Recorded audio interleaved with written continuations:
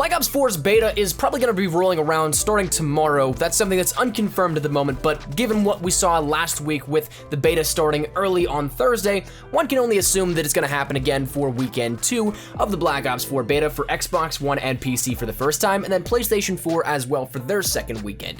So in that sense, it's something we have to look forward to a little bit quicker maybe than we normally would think about, especially whenever we have some of the international Call of Duty accounts even tweeting about it happening tomorrow. So in that sense, we don't know exactly, but regardless, I wanted to talk to you guys a little bit about some Black Ops 4 stuff going into weekend 2 that is still very relevant, I think, from weekend 1, but had some big changes in the game that not many people were really talking about. So today in this video, we're going to be breaking down 6 individual changes or classifications of changes, some much bigger than others and some more so whimsical, but regardless, I want to talk to you guys about those 6 surprising changes in Black Ops 4 that no one really noticed. So with that said, let's just jump right into it. The first one we're going to start out with here is one that I think is definitely the biggest and one that I was very surprised that I didn't see really anybody talking about over on Twitter, Reddit, YouTube, wherever it may be that you end up following Call of Duty Black Ops 4 content. One thing that was really changed around though was the Stim shot. That was actually changed to be a little bit of a nerf, but still it is better compared to just your standard health regeneration that you have without equipping Stim shot initially. So previously, if we were to take a look at Stim shot back from the reveal and back from E3 as well, it progressively got a little bit towards where it is now, with the reveal showcasing it being instant health regeneration and pretty much the snap of a finger it was ready to use again. So you could literally Stim shot yourself twice in a gunfight and still gun somebody down because you could still shoot while doing this, and so therefore it was adjusted again for E3. E3 then saw that it was instant health regeneration with a slower cooldown time, so it took a little bit longer, but now with Stim shot in the actual beta where everybody has their hands on with it, it no longer gives you instant health regeneration like it previously touted in the last 2 outings that were playable demos for anybody that had access to it. So that said, Stim shot now gives you quicker health regeneration, but also a shorter interval between that of what we saw previously at the E3 demo build of Stim shot to use it again compared to where we are now. It's about half the time that it regens, so you still can use it quite frequently, but it also does have a little bit of a con where it doesn't give you instant health regeneration. It still takes about 2 seconds to regen all the way back up, but it is quicker than that default health regeneration, again, if you were not to have Stim shot equipped at all. So maybe I'm in my own little bubble and I haven't seen many people talking about it, but it's actually a well-known thing right now. But to me, I haven't seen too many people talking about this, and therefore, if you are somebody that uses Stim shot, it's definitely worth noting that this is definitely a much different build of Stim shot compared to what we've seen previously in the last 2 outings that we've seen gameplay builds of Black Ops 4. But that said, let's jump into the next thing here. The next isn't as big as Stim shot and actually going on a little bit further. None of these really, I think, compare to the severity of the change compared to the Stim shot change. But the next thing I want to talk about is the game mode control. Now this is a lot of fun. I had so much fun with this since it was ever revealed, and now with the beta being something that we get a lot more hands-on time with it, I've been playing a ton of it, despite there being a very large pool of players that think it might be COD champs for some reason. That's the competitive mode, I guess.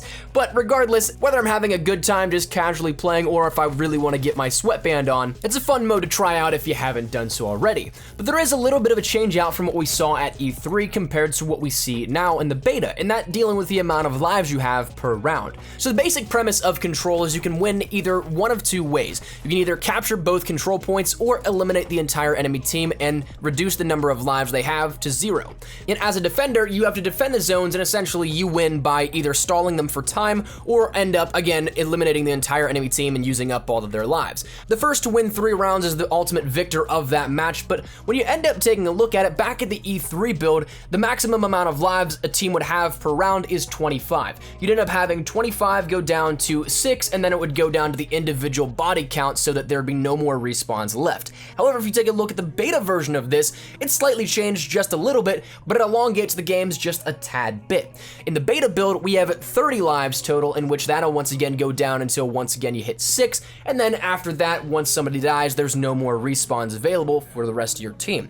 So in that sense, it's only 5 more lives, but still, again, tactically that makes a world of difference sometimes. I know that I've come down to a lot of different games where it could have been much closer, or it could have been something that those 5 lives could have determined how the game would have actually played out in a much different scenario. Third up on the list, we're going to talk a little bit about score streaks here at this one, because this was subtly changed in the sense of score and also some of the different arrangements of the score streaks themselves. So Now, that said, once again, going back to even just the most recent build of the game, that being the E3 gameplay demo, we had the score streaks available: the UAV, counter UAV, Hellstorm, Sentry, the Mantis, the attack chopper, the strike team, as well as the gunship. Those were all there for, respectively, 550 score, 650, 700, 800, 900, 1000, 1100, and 1700. But if we end up taking a look at the beta build, of course, we have some things still locked up that will be available with Weekend 2 that we can neither confirm nor deny will be a change up from what we saw of the E3 build, but we still can see enough changes to know that some of these actually may indicate more changes coming to score streaks as well, especially whenever we take a look at some of the adjustments going to be made from Weekend 1 to Weekend 2. They actually might change score here once again for some of these, as they either buff or nerf their effectiveness of some specific things. So the beta score streaks include the RCXD, the UAV, the care package, the counter UAV, the Hellstorm, the lightning strike, the Mantis, the sentry gun, the attack chopper, the strike team, the strafe run, and then finally the gunship. Now, of those, the brand new ones are the RCXD, the care package, the lightning strike, as well as the strafe run. The strafe run and gunship are locked up, but as for the score, we can end up seeing, again, respectively, 500, 550, 600, 650, 850, 900, 950, 1000, 1150, 1300, and then whatever the strafe run and gunship are initially. But that said, we end up seeing that score-wise, these are actually changed out in a handful of different ones. So the first change that we end up seeing is that of the Hellstorm. That was previously 700 score, but now it's 850 in the beta. Additionally, the Mantis was previously 900, it's 950 in the beta. The Sentry, that was 800, it's now 1000. The attack chopper was 1000, now that's 1500. And then finally, the last change we end up seeing is the strike team of being previously 1100, but now it is 1300. So again, with Weekend 2 bringing some score streak changes, I wouldn't be surprised if these change out even more come this upcoming weekend, but it is something for the time being. There are still a decent amount of changes with the score streaks and how they are aligned and how much they cost compared to what we've seen previously. After this, we're going to talk a little bit about some specialist things, because there are two specialists in particular that I want to bring your attention to that did have a little bit of changes made to them, either visually or an entire system and how they work overall. So that said, let's start out with a more visual one that may not be as big a problem, but it will definitely make helping your team out a little bit easier compared to what you had to do previously.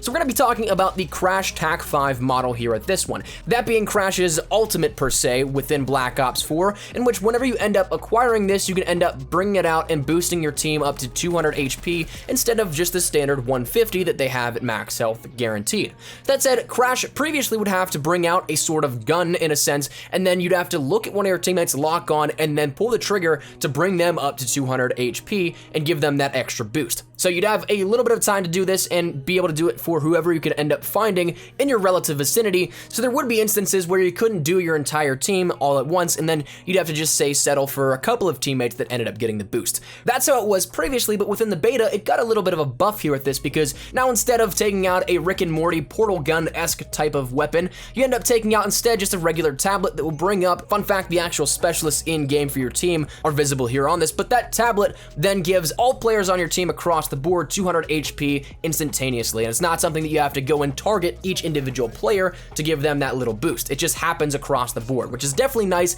and it seems like this is also earned a little bit quicker than previous as well. So definitely nice here, and of course, making a little more streamlined to help your team out and all. But the second specialist change, we're going to be talking about deals with Seraph, because this deals specifically with one of my favorite things within Black Ops 4, that being the Annihilator pistol.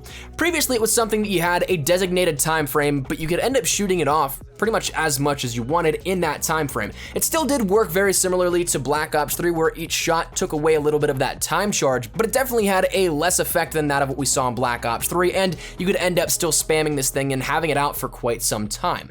But that said, in the beta version now of this compared to the E3 build, you only have 6 shots plus a timer. So it's time-based, plus if you end up having those 6 shots and use those, whichever is spent first, that is what the Annihilator time frame is determined by. So that said, you can end up, say, waiting and not finding anybody. That happened to me one time, or you could end up using your 6 shots in the first 5 seconds or so. As soon as the cooldown for each shot happens, you could use up another one. So in that sense, it kind of brings in a different play, but also limits the amount the Annihilator can be essentially abused, because again, a one-shot pistol, definitely pretty powerful, and one that if you have aim, it's deadly. After that though, we're gonna be taking a look at two smaller things here that really will just round out this video. Firstly, the Specialist HQ is brand new within Black Ops 4. That being something that before you even jump into a multiplayer match, you can take a look at your creative class, you're gonna take a look at your score streaks, and then you can take a look at the Specialist HQ, which is a sort of hub in which you can track all your stats and all your progress on these specialists thus far, which is something we haven't seen just yet within the reveal and E3 builds,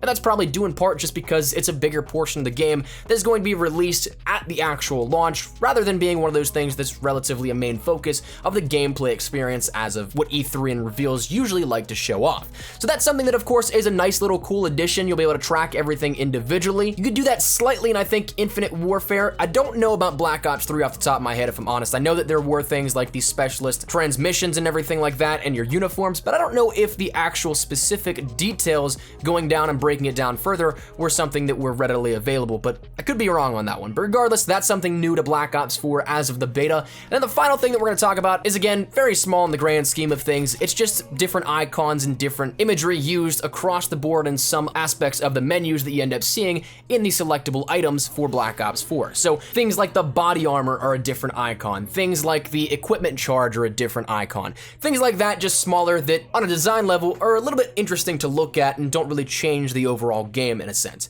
But that said, that is 6 things here that did change out since E3, our most recent build, and also of course since the reveal all the way back in May when the first initial hands-on experience for Black Ops 4 multiplayer was granted and given to the community. So there are some things that are of course bigger and some things that are smaller, but I'd love to get your thoughts and feedback down there in the comment section down below. Is there anything in particular that I may have missed that is absolutely monumental of a change from now compared to where we were just a couple of months ago? Is there anything you'd like to throw on the list, anything you'd like to remove, whatever it may be? Let me know your thoughts in the comment section down below. Looking forward to weekend 2 of the beta and what other changes may lie ahead of us, but of course, if you guys enjoyed the video, make sure you drop a like down below, and of course, if you want to stay up to date with all things Black Ops 4 and COD World War II, anything COD related, especially going into weekend 2 of the beta, make sure that subscribe button so you don't miss a single thing. Updates, news, best class setups, tips, tricks, all that good stuff, we got you covered here on the channel, so if any of that interests you, make sure that subscribe button so you don't miss a single thing. And also, if you guys want to follow me over on Twitter, that's the best place to get connected from outside of YouTube, practically live on Twitter, so if you guys want to strike up a conversation, ask me a question, whatever it may be, that link is down there in the description below. And also, if you guys want to follow me over on Instagram, getting a little more active over there, so that link is also in the description for you guys to check out if you'd like to. But that said, thanks so much for watching. Hopefully you guys had a fantastic day. I will see you guys later. Take care, and peace.